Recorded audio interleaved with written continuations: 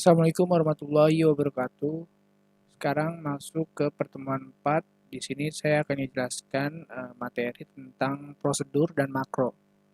Oke, langsung saja saya jelaskan materinya. Prosedur atau subrutin. Prosedur merupakan suatu alat bantu yang sangat berguna. Dengan prosedur, suatu program yang besar bisa diselesaikan dengan lebih mudah. Proses pencarian kesalahan pun akan lebih mudah bila digunakan prosedur. Nah, untuk bentuk umumnya ada di bawah ya. Jadi, nama prosedurnya kita deklarasiin dulu, lalu proc. Ini adalah bentuk umum dari prosedur. Lalu di sini ada dua subrutin tergantung sifat yang ingin kita buat. Ada near sama var. Lalu program yang akan tulis di sini di tengah-tengah, dan ada red, dan nama prosedurnya lalu np untuk mengakhiri prosedur. Di sini saya akan ada penjelasannya ya. Penjelasan itu pertama ada nama prosedur itu apa. Jadi nama prosedur itu mendefinisikan sebuah subrutin, lalu ada proc, nah ada near sama var. Jadi mendefinisikan sifat dari subrutin yang dibuat. Kalau misalnya near itu bersifat dekat atau subrutin ini hanya akan dipanggil paling jauh satu segmen. Lalu ada var. Nah, kalau var ini subrutin dapat dioperasikan antara segmen karena untuk memanggil subrutin dapat dilakukan lebih jauh dari satu segmen. Lalu ada red. Nah, red ini digunakan untuk mengembalikan kontrol program atau penunjuk program IP ke program pemanggil. Selanjutnya, nama prosedur NP digunakan untuk mengakhiri subrutin. Nah, untuk memanggil subrutin selanjutnya digunakan perintah call yang dapat mendefinisikan dengan call spasi nama prosedur. Selanjutnya, makro. Makro lebih mudah dibuat daripada prosedur. Untuk membuat makro dapat menggunakan bentuk seperti berikut. Jadi pertama nama makro, apa nama makronya, lalu makro dan isinya itu parameter 1, parameter 2 dan seterusnya. Habis itu statement program dan nm untuk mengakhiri program makro. Nah, penjelasannya ya. Di sini ada nama makro, mendefinisikan nama makro yang digunakan, makro parameter 1, 2 dan seterusnya dapat dibuat atau digunakan dalam membuat makro parameter ini bersifat opsional yang artinya itu dapat digunakan maupun tidak digunakan. Lalu statement program tempat meletakkan program dan nm perintah untuk mengakhiri makro. Di sini perbedaan antara prosedur dan makro. Kalau prosedur ini tidak memperpanjang program karena hanya muncul sekali saja pada program. Kalau makro dia itu akan muncul pada program setiap terjadi pemanggilan terhadap makro, sehingga makro akan memperpanjang program. Nah, selanjutnya yang terakhir itu ada tipe data.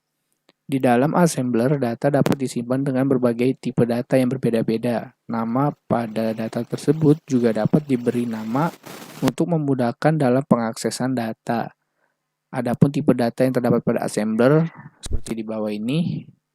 Yang pertama ada dfb atau define byte dengan ukuran tipe data 1 byte. Ada dw, define word, 2 byte, dd, define double word, 4 byte, df, define var word, 6 byte, dkey atau define quad word ada 8 byte, dan dt define 10 byte yaitu 10 byte. Selanjutnya di sini saya akan kasih contoh untuk program prosedur ya.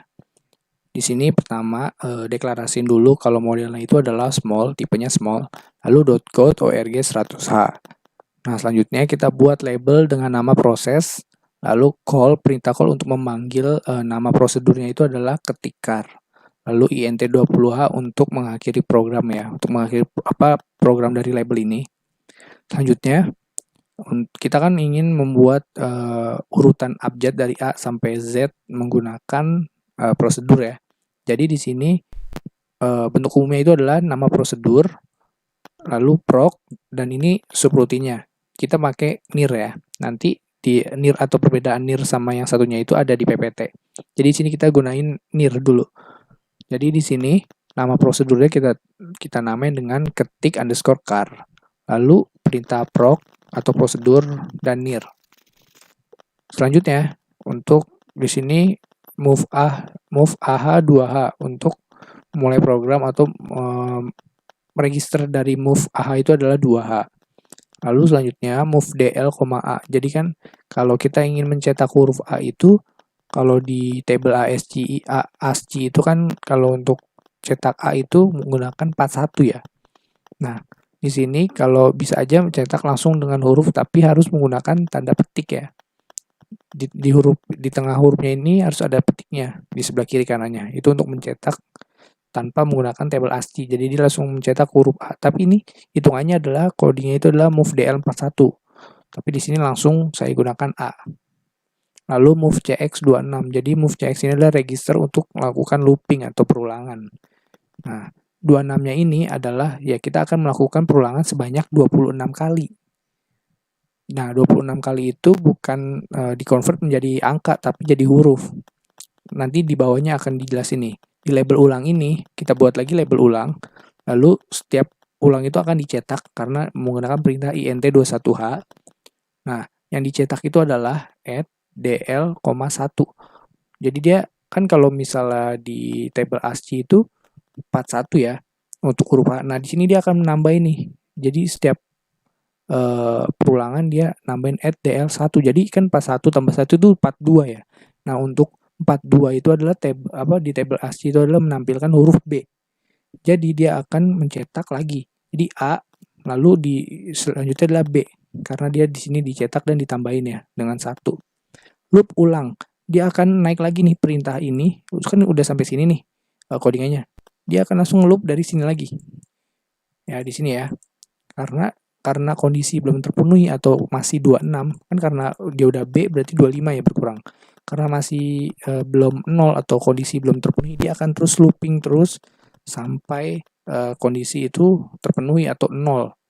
Nah, kalau udah 0, maka dia langsung masuk ke bawah, yaitu untuk end program. Menggunakan read, lalu ketik char, ini kita nama prosedurnya, kita ketik lagi nama prosedurnya, lalu np untuk end program. Lalu selanjutnya end process untuk untuk menyelesaikan program yang sudah dibuat. Nah, selanjutnya untuk runningnya, kayak kemarin kalian mount dulu, mount lalu C.2 backslash. Ya, seperti ini ya. Lalu kalau udah kalian masuk ke directory C, lalu masuk ke folder TASM, masuk ke folder bin. Caranya sama kayak kemarin, ada di video kemarin runningnya. Lalu saya masukin TASM, nama filenya proc.asm. Kalau udah dia di enter langsung begini. Di sini tidak ada error message-nya, non berarti program berhasil. Lalu kalian telling spasi nama filenya itu proc.obj, kalian enter. Warning no stack atau berhasil ya. Lalu kalian tulis aja proc nama filenya. Kalian enter. Nah ya, hasilnya adalah A, B, C sampai Z. Itu untuk perulangan huruf abjad menggunakan prosedur.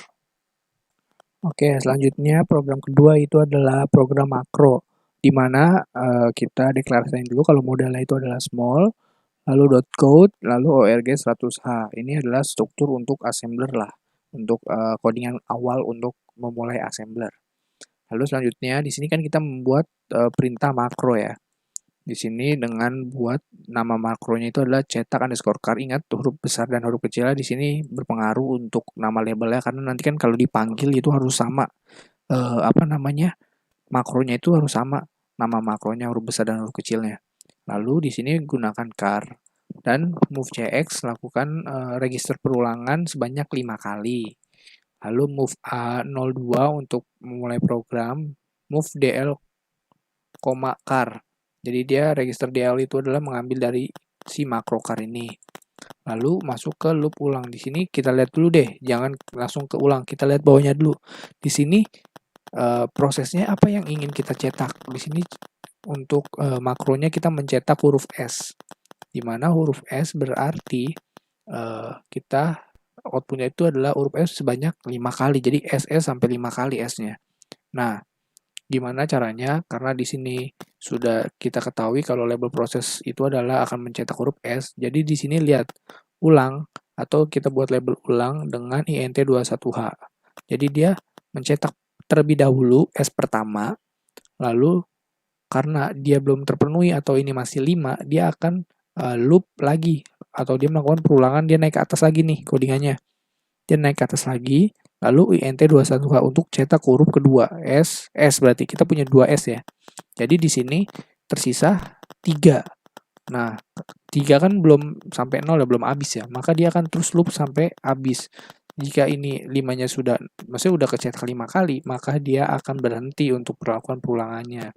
Jika begitu, jika sudah berhenti, dia langsung masuk ke sini, INT20H untuk masuk ke dalam proses DOS-nya. Nah, jika sudah selesai, maka end proses untuk melakukan program itu selesai. Nah, untuk runningnya sama kayak tadi, tapi dengan nama makro ya, makro.asm. Di sini diubah sama aja kayak tadi, jadi TASM makro.asm, di enter dilihat tidak ada errornya, habis itu t-link makro.obj, lalu panggil makronya. Dan di sini akan tercetak, huruf S banyak 5 kali. Itu untuk program menggunakan makro ya. Oke, sekian materi pertemuan 4 pada minggu ini. Jika ada yang kesusahan untuk membuat aktivitinya, bisa kalian langsung tanyakan ke saya di sesi Google Meet nanti. Dan jangan lupa untuk kalian kerjakan aktivitinya dan jangan lupa untuk diupload sesuai dengan jadwal yang ditentukan. Terima kasih. Wassalamualaikum warahmatullahi wabarakatuh.